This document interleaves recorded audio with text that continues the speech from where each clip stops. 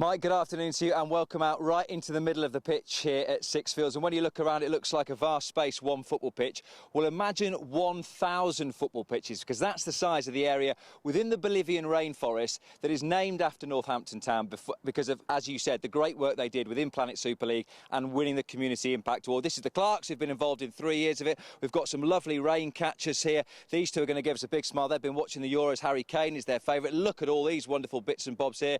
We've got a scarecrow here. We've got a sunflower growing with Georgia. She loves Harry Kane as well. There's some bliss balls as well. They've been made. We might try one of those in just a moment. We're going to talk to Mia and Mum Claire. They've been to some superstars during the project. But let's firstly talk to, from the Community Trust, Damon Fox. Damon, give us a little bit of a sense of the pride of Northampton Town being the winners of the Impact Award and what you did to get there, I guess. Yeah, absolutely over the moon. It was basically engagement just before Christmas time to start gathering parents to join what I had already been involved in before that with a pre-season tournament, which we also did really well at.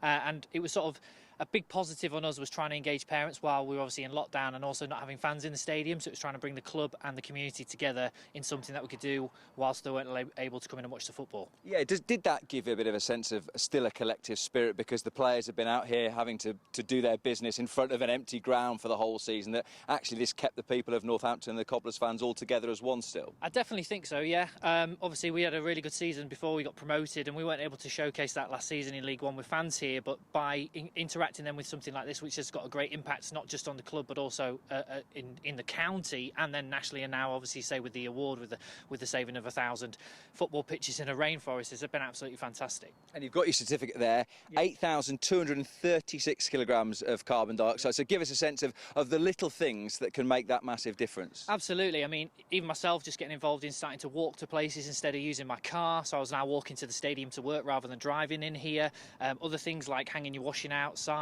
instead of using your tumble dryer, and even using like non-bio products to wash your washing, and then having meat-free meals and also less screen time. I think that was quite a big one that Planet Super League did really well with in our particular families, was having less time in front of the screens. Well, every team does it collectively, but it also needs a star player, and I believe that Mia might be the star player for Northampton. So Mia, give me a little bit of sense of all the stuff that you did to try and make a difference for Northampton and for your family.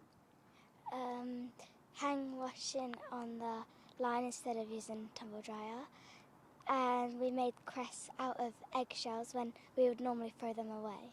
And what have you got there? A 4-leaf clover. And you found those in the garden, right? Yeah. And also give me a sense of how good it was and how fun it was competing against other teams to try and win every week. It was quite scared because I really wanted to win, but I wanted to try save the planet as much as I could. And is it right that you beat Liverpool in one of the games? I don't know. You did. I can tell you did. It came so naturally to you saving the planet. You don't even know when you've beaten Liverpool. Mum Claire, give me a sense from your perspective as to, is this one of those occasions where actually you're learning from the kids? Yeah, a lot from the kids. We took part in March just as, like you said, something to do throughout lockdown and that. But since doing it, we've learned we were actually wasting a lot. So it's actually good to recycle and learn a lot more. When you get a little bit of a sense then of some of the things you can do to save energy, does it amaze you, the small things that can actually make a significant difference if everyone does it? Yeah. Like wasting plastic, we were wasting a lot. So like we've alternatively got a modern milkman, and so we get glass bottles now, and a lot of people in our area started to do it instead of wasting stuff. So I think that's a good idea as well.